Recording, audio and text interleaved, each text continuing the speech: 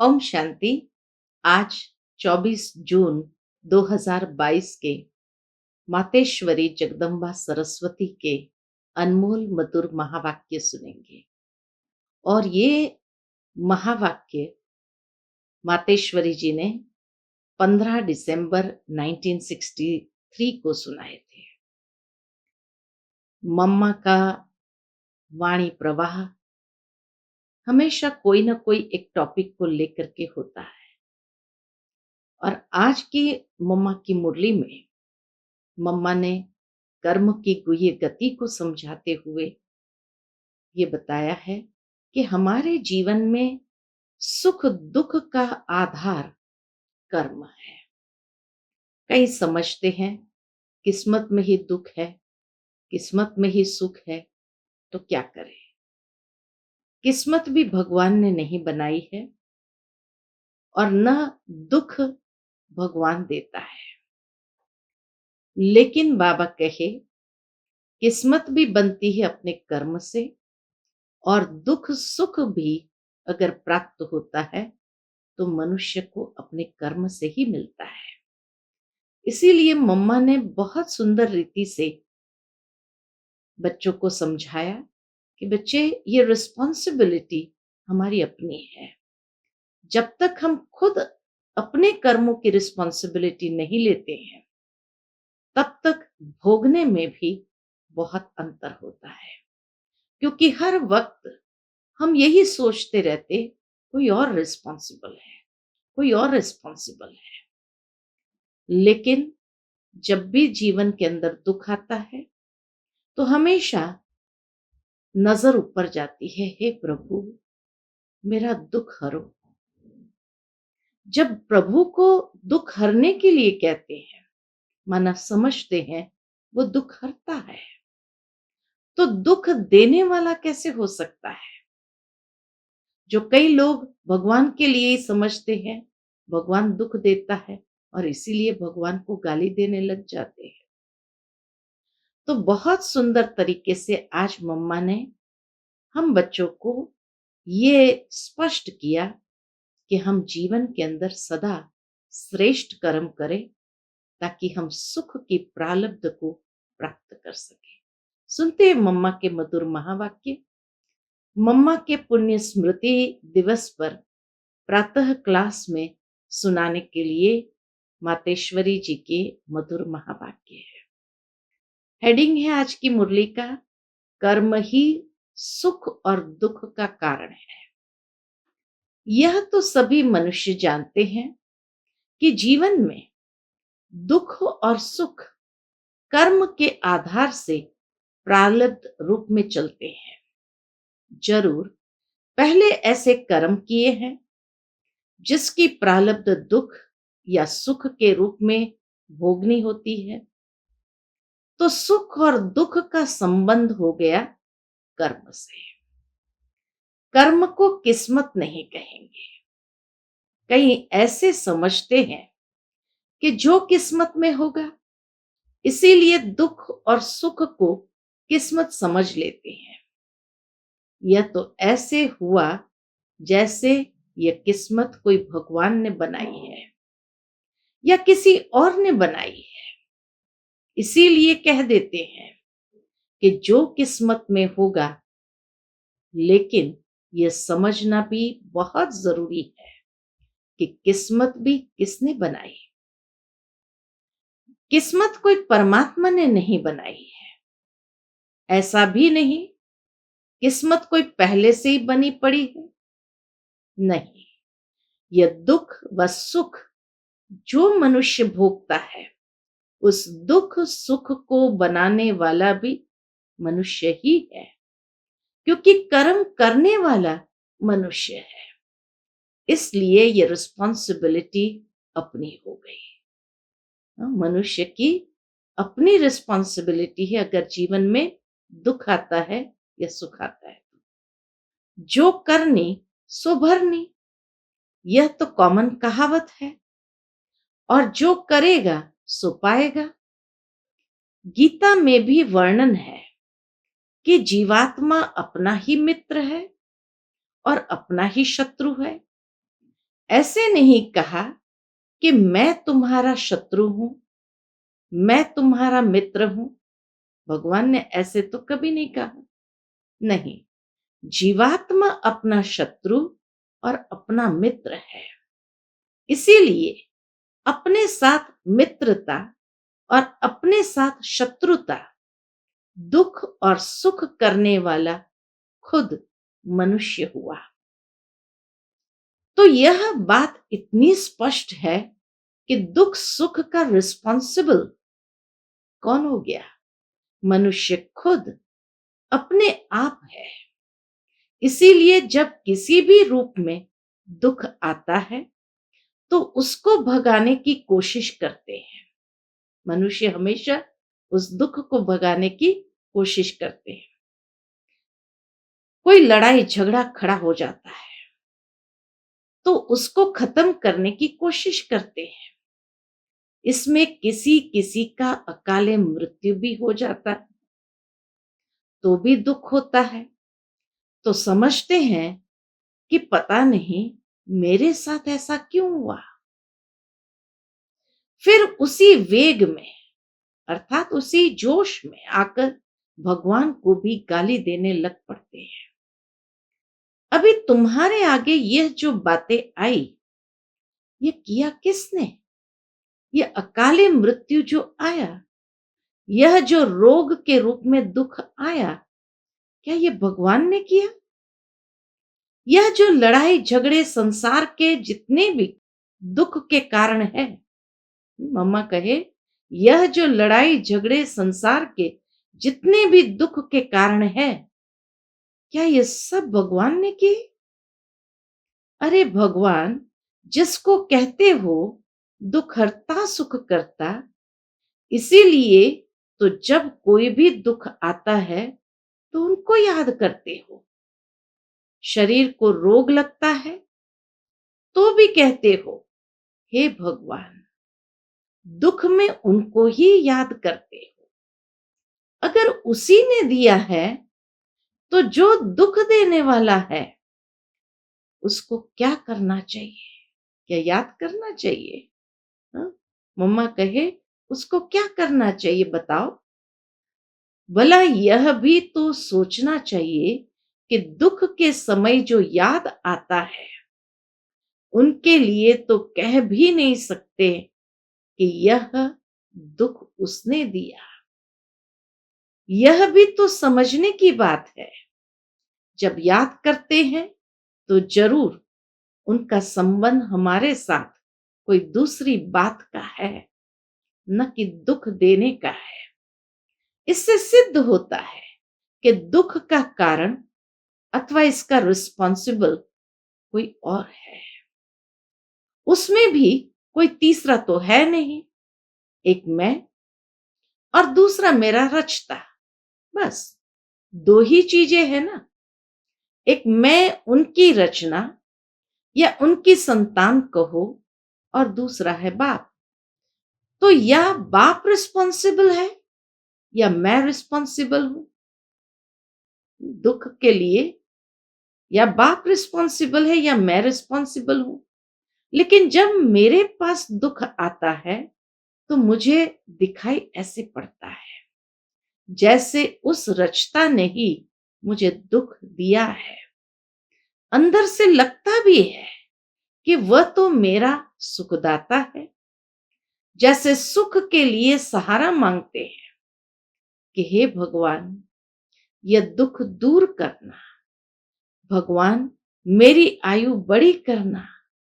देखो आयु के लिए भी मांगते हैं तो आयु की भी, दुख की भी, शरीर के रोग की भी, और जो भी लड़ाई झगड़े कोई भी ऐसा अशांति का कारण आता है तो भगवान से मांगते हैं। कोई बच्चा ऐसा होता है तो भी कहते हैं भगवान इसको सुमत देना। तो मत भी उनसे मांगते हैं। किसी भी बात से जब कुछ दुख या कष्ट होता है तो कष्ट में याद भी उसे करते हैं और उसकी मांग भी उससे करते हैं। जब उससे ही मांग करते हैं तो जरूर वह उसका दाता है और वही हमको सुख देने वाला है। सुख की मांग करते तो जरूर उसका वह दाता है और वही हमको सुख देने वाला है। माना इन सब बातों का इलाज केवल उनके पास ही है, ऐसे ही सिर्फ याद नहीं करते हैं, उनके पास इलाज है।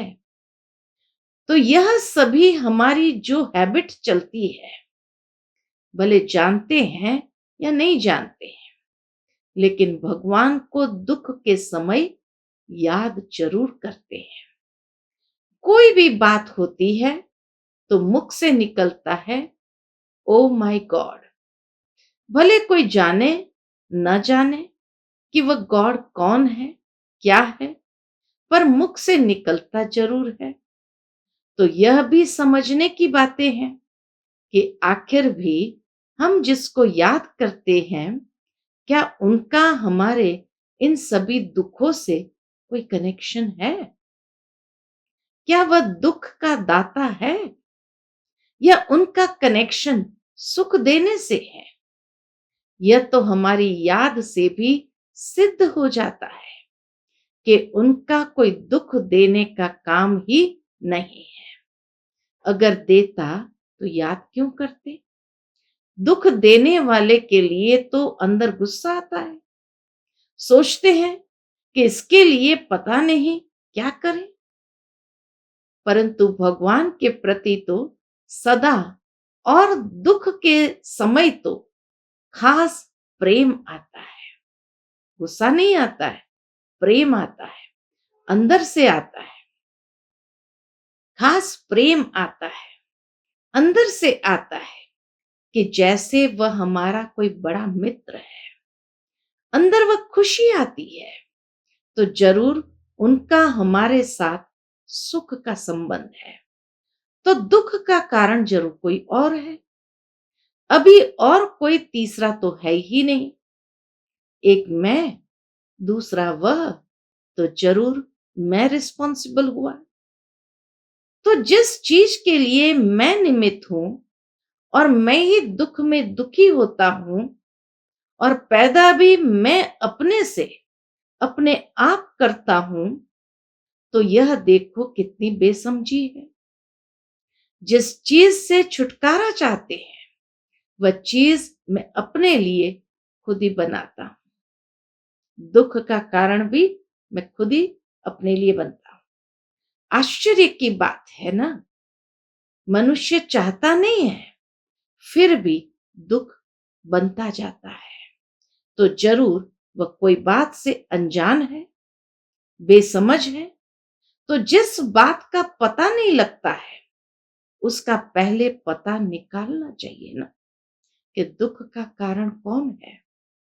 जरूर मुझे उसकी कुछ नॉलेज, समझ होनी चाहिए।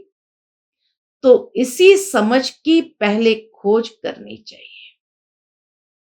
परंतु आश्चर्य है कि आज तो ऐसी बात समझने के लिए भी देखो कोई बेचारे कितने बहाने देते हैं। कहेंगे फुर्सत नहीं है, समय नहीं है, क्या करे, गृहस्थ धंधा आदि संभाले, या यह करे वह करे, क्या करे। इसलिए वह देखते संभालते हुए भी उसमें दुखी हुए पड़े हैं। अब जबकि मैंने ही मेरा मेरा कह के ये दुख का रूप बना लिया। मम्मा कहे, अब जबकि मैंने ही मेरा मेरा कह के ये दुख का रूप बना दिया, उसको दुख के रूप में लाया है, तो पहले उसकी खोज होनी चाहिए। बनाने के पहले उसकी जानकारी रखनी चाहिए कि यह जो चीज बना करके मैं दुखी होता हूं, उसका कारण क्या है। पहले मुझे यह समझ तो होनी चाहिए कि मैं दुखी क्यों हूं। क्या सुख हमारे लिए होता ही नहीं है, इसका भी तो पता निकालना चाहिए। इसी जानकारी के लिए यहां बताया जाता है कि जिन चीजों को तुमने मेरी समझा है, यही दुख का कारण है। कितना सुंदर तरीके से मम्मा उस सॉल्यूशन पर ले आती है कि जिन चीजों को तुमने मेरी समझा है, यही दुख का कारण है। दुख मिटाने का इलाज क्या है, वह भी जीवन के लिए जानना बड़ा आवश्यक है। परंतु जानते हुए भी कहते हैं, क्या करें, कैसे करें, क्या अपना गृहस्थ व्यवहार छोड़ दे? तो आश्चर्य लगता है कि देखो मनुष्य की बुद्धि, जो समझ मिलते भी उसे धारण नहीं कर पाते हैं।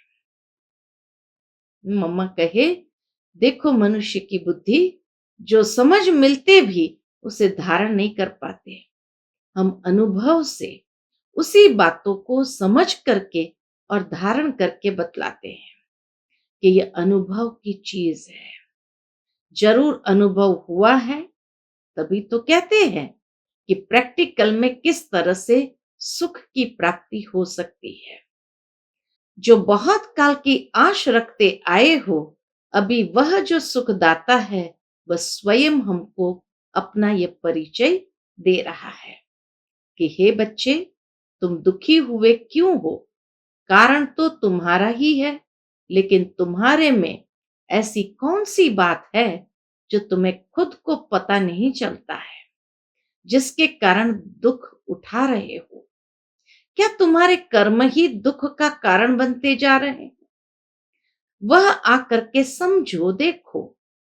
हम इतनी ऑफर करते हैं तो भी आश्चर्य है। देखो, ये सुनते भी बेचारे कहते हैं, शायद बस यही चलना है। मनुष्य क्या कहते हैं, शायद बस हमारे जीवन में यही चलना है। इसको ही कहा जाता है अहो मम माया।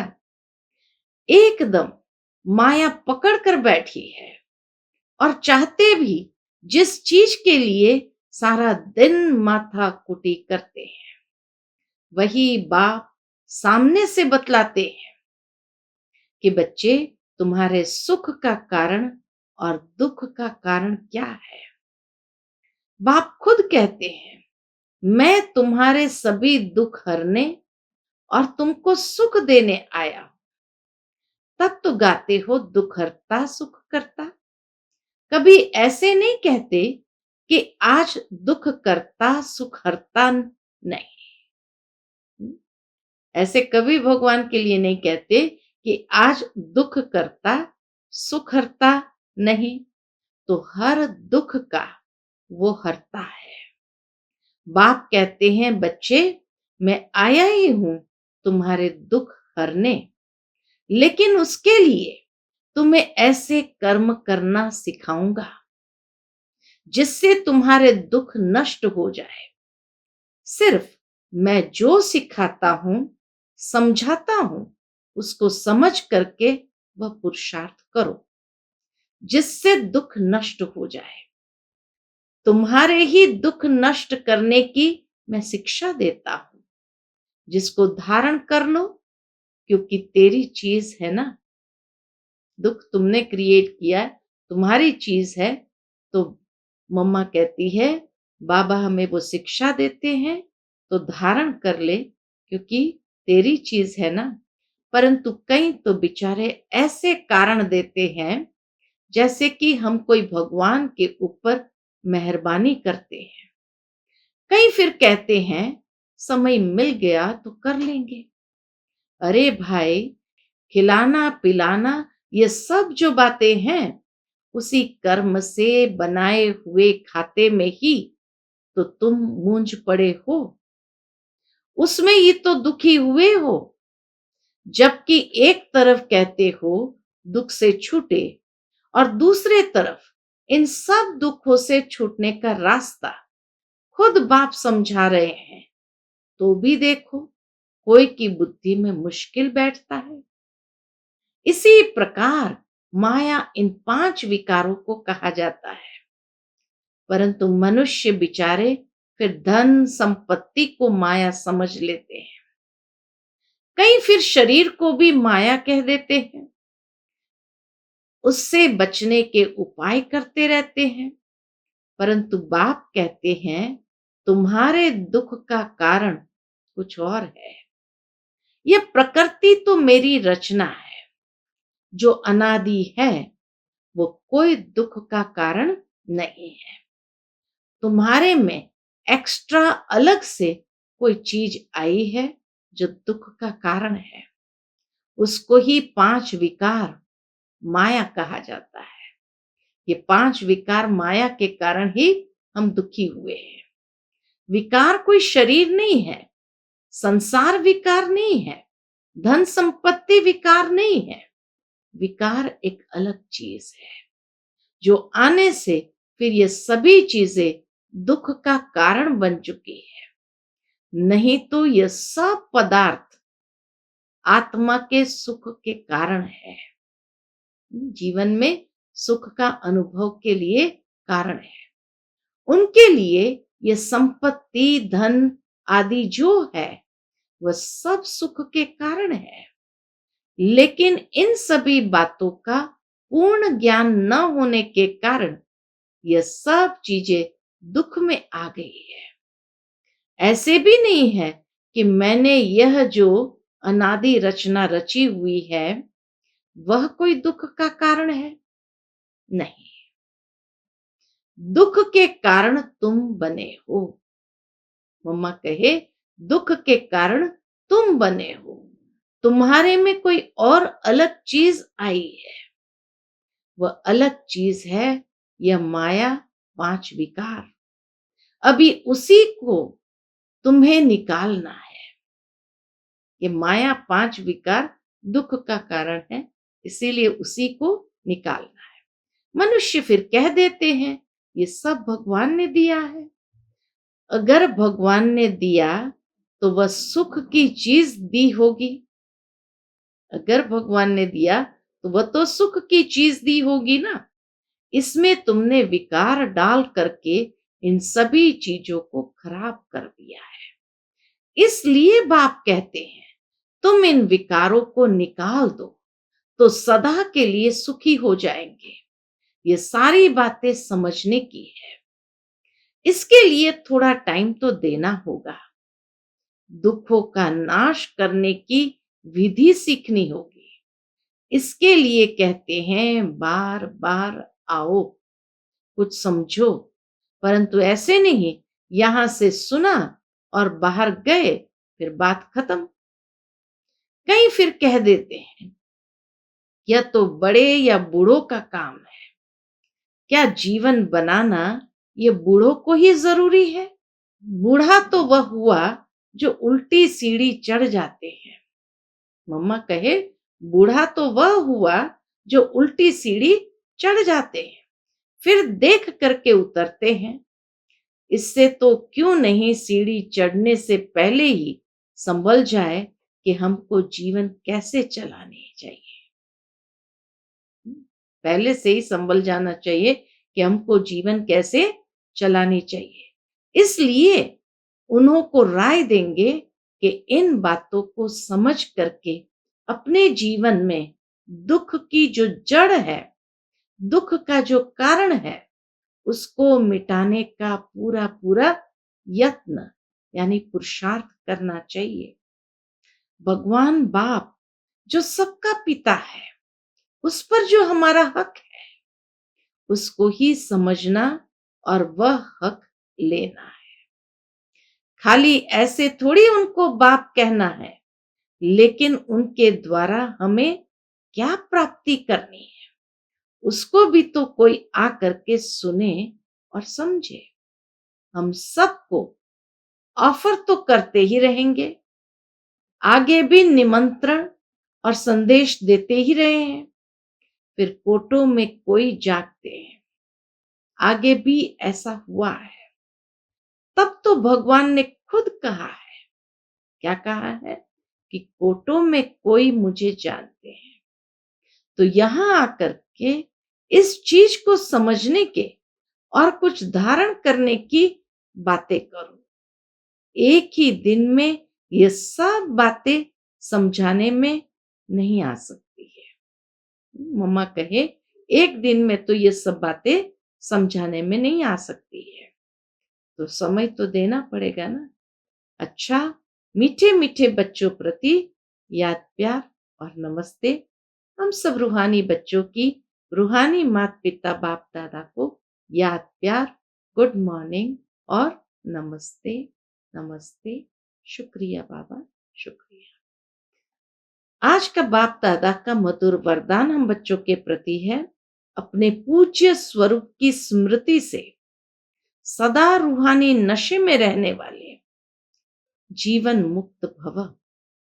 अपने पूज्य स्वरूप की स्मृति से सदा रूहानी नशे में रहने वाले जीवन मुक्त भव। ब्राह्मण जीवन का मजा जीवन मुक्त स्थिति में है। जिन्हें अपने पूज्य स्वरूप की सदा सिमरती रहती है, उनकी आंख सिवाय बाप के और कहां भी डूब नहीं सकती। पूज्य आत्माओं के आगे स्वयं सब व्यक्ति और वैभव झुकते हैं। पूज्य किसी के पीछे आकर्षित नहीं हो सकते। देह देह के संबंध, पदार्थ व संस्कारों ने भी उनके मन बुद्धि का झुकाव नहीं रहता।